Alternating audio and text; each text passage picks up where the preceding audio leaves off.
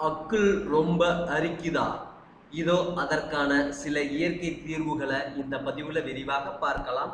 அதற்கு முன்னாடி நம்ம சேனலை மறக்காம சப்ஸ்கிரைப் பண்ணுங்க.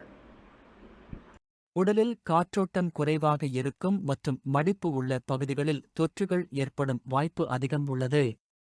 இதற்கு காரணம் வியர்வைதான். பொதுவாக ஈரமான பகுதிகளில் பாக்டீரியாக்களின் வளர்ச்சி அதிகம் இருக்கும். இப்படி பாக்டீரியாக்கள் அதிகம் பெருகும் போது அவ்விடம் சிவந்தும் கடுமையான அரிப்புகளையும் ஏற்படுத்தும். இந்த அரிப்பு அப்படியே நீடித்தால் எந்தவொரு உடையை அணிய முடியாமல் அவ்விடமே பழுப்பு நிறத்தில் காணப்படும். பின் அந்த இடமே வலி மிக்கதாக இருக்கும்.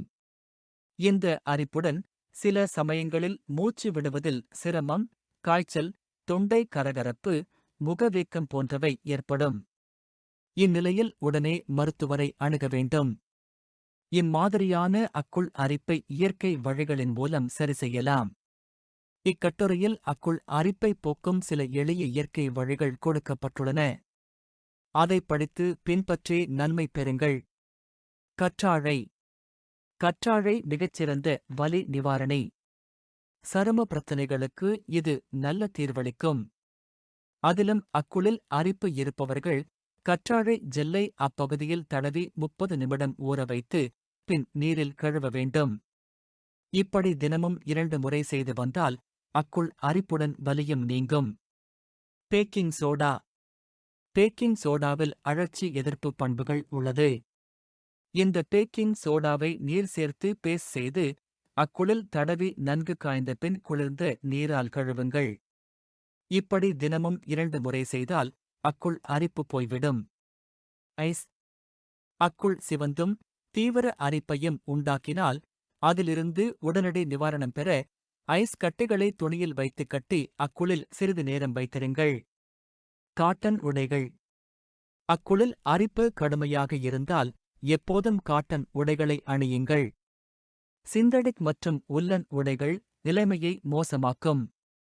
ஆனால் காட்டன் உடைகள் அணிந்தால் அப்பகுதி காற்றோட்டமாகவும் குளிர்ச்சியாகவும் இருக்கும்.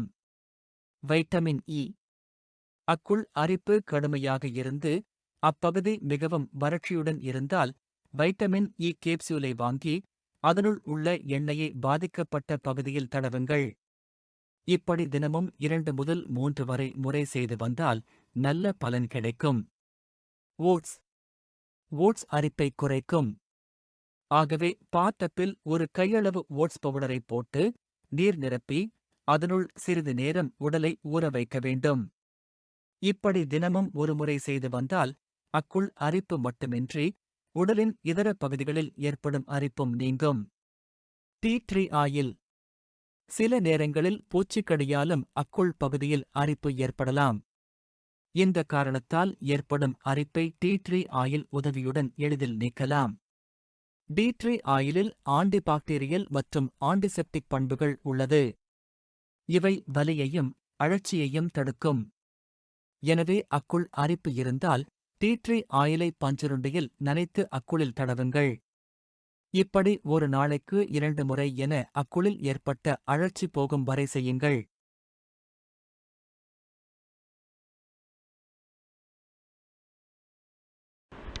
Thanks for watching.